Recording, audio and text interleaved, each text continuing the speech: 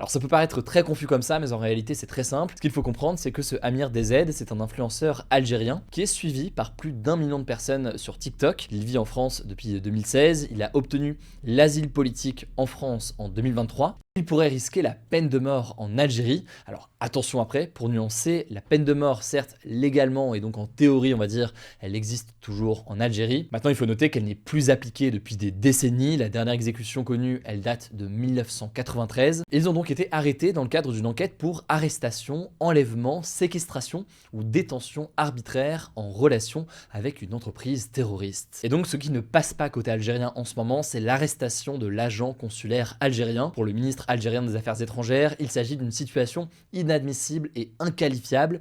Il a indiqué que cet incident nuirait gravement aux relations entre la France et l'Algérie. Il a également affirmé qu'il ne laisserait pas cette affaire sans réponse. Dans tous les cas, ça me semblait essentiel de faire un petit point sur le contexte et sur la situation, mais je vous le dis, là on a vraiment vu les dernières informations ces derniers jours. C'est des sujets qui sont infiniment complexes au-delà de l'actualité en ce moment. Je vous laisse avec Samy pour les actualités en bref et je reviens juste après. Merci Hugo et bonjour à tous, on commence avec cette actu. En Ukraine, au moins 34 personnes ont été tuées et 117 ont été blessées ce dimanche après un bombardement russe qui a touché le centre-ville de Soumy au nord-est de l'Ukraine.